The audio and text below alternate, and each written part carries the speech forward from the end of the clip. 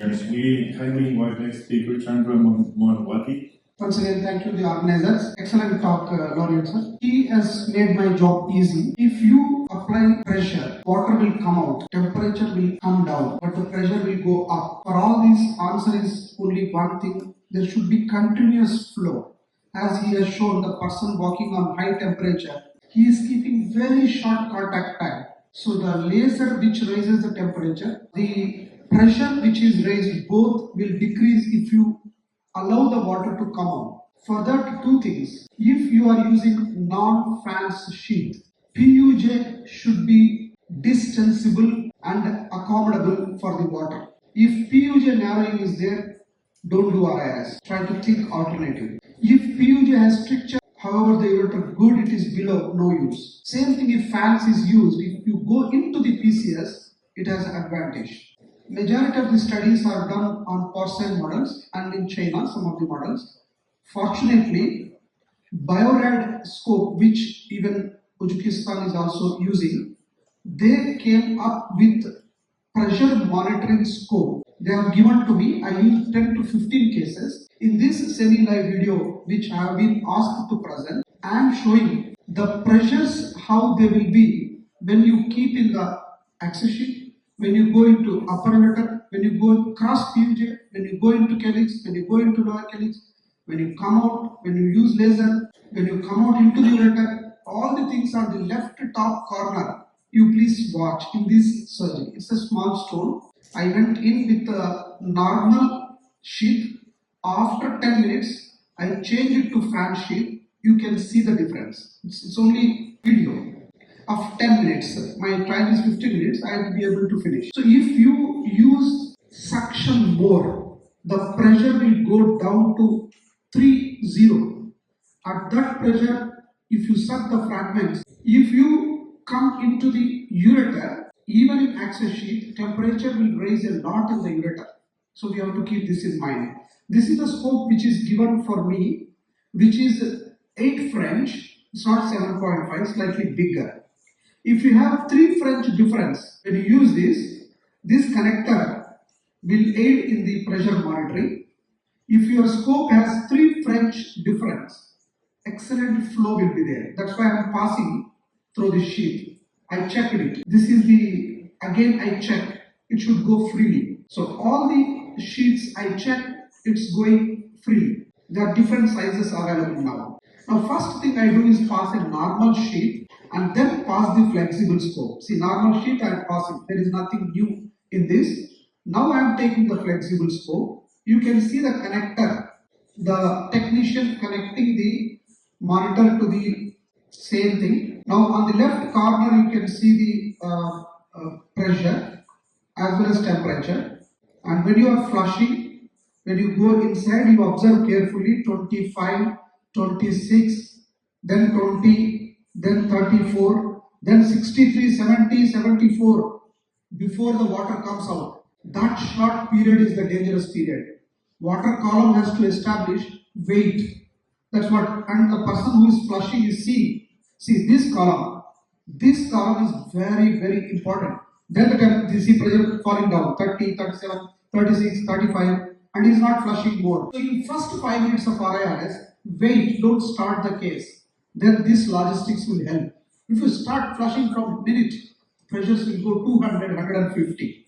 Now I am using laser 23, 25. You observe the left top corner. The more you keep the flow outflow, it is always at 20. See, is hardly flushing. One drop. Ideally, it should be done by gravity. But I am used to syringe. I don't take a bodybuilder like Nariman professor. I take a small cistern so that whenever Traxxer says, if you are a very small person, chances of pressure high is less. It's true. So I was doing suboptimal vision because I have a sensor that what's happening to pressure. If I don't, I try to look for good vision.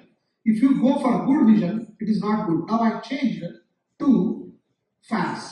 Let us see what it is 34. Once I am inside, I have a small fragment. It's a very easy case. And it is the pressure monitors you have to see now. See, 34 it is. 34, 50 it has gone. Again it needs 69 it has gone.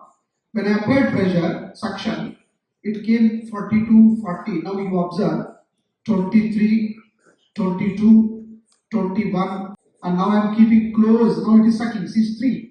3 minus 3. Every second it is changing. Then at least surgeon will not do for a long time wrong thing. At least surgeon will not do wrong thing for a long time. If you do at 125 pressure for 30 seconds, it's okay. But if you do for 1 hour, juniors unknowingly want to chase the stone without knowing. If you use for 1 hour, see, it's 20, 19, 15, 14, and everything is sucking out. Small stone, 14 pressure, 13 pressure. It's not possible without fan. So, dear friends, the message is clear that if you have something in your friend, if somebody is saying that you are wrong, there is a chance you can correct. If that is not there, you may do wrong things. This is one of the way, temperature and pressure monitor. In future, like Dr.V mentioned, if one sensor knows the temperature, other sensor knows the pressure, and if they both calculate the volume infusion, luxury for surgeon. You need not do anything. You just concentrate on this. Automatic flow, automatic outflow, everything is possible. But one thing AI cannot do is, it cannot distend the ureter. It cannot tell the ureter you dilate now. It cannot tell the ureter you contract now. It cannot tell the ureter of a narrow caliber to behave like a dilated ureter. So it is we have to assess the outflow logistics because of the distensibility of the ureter, ability to pass the fan sheath beyond the PUJ, and visual characteristics. When you are seeing hazy vision with blood, that means pressure is very, very high. So when I am coming out, I will show this is the end of the surgery. There is a small stone, just 15-minute surgery, nothing great. But you can suck out, see the distance between the sheath and the mucosa is very less. That means you are very good. If the distance, see, is almost nearer. If it distance more, the pressure is more. So it's distending, see, 52, 55, it has gone. So it's very high. Now I am coming back, it is coming very low in the sheath, but when I come out into ureter, as mentioned by Lorian, it is suddenly raises. As long as you are sucking out the saline, it is okay. And it's also important that if you use high frequency, as the previous speaker mentioned, it raises the temperature, but at the same time it finishes fast. And in fact, in direct intrascope, if you flush 10 seconds, if you aspirate 10 seconds, 10 seconds, 10 seconds, but keep lazing at low energy, nothing will happen. That is the best logistic you can have, where you don't depend on ureter, you don't depend on access sheet, you go inside the PCS, 10 seconds you flush, 10 seconds you aspirate. Throw the 150 micron fiber. Small volume stones can be dealt. You can't deal staggered volume. So ultimate aim is that either let the water come out, either let the water come out through suction, or you aspirate. If the ureter is tight, you want to do the case by any means, acute stone, only 8 mm, pass the scope. Future, these stones will increase. Staghorns are decreasing because before birth, the stones are detected. My patient's smallest baby is 4 years, which is the smallest baby in the world. So before he has taken the food, he is on breast milk, but he got the stone because of the metabolic abnormality. So I think there is nothing to show here. I injected contrast to see whether the pressure will raise. It has gone to 60, 70, 70, gone 70. So injecting contrast at the end is of no use. Don't use it unless you have perforated or you wanted to document academically or you wanted to know what happened. Now we are coming out. See, when the ureter it is very high. To conclude, in future, if you have this facility, in this seminar video, I try to show that it will be useful and we will be careful. And many studies, Dr. Gopar Co, even including me in those studies. Now I have both pressure and temperature monitoring scopes. All of you will have in next 6 months. You will really understand what mistake is going in the kidney. Thank you.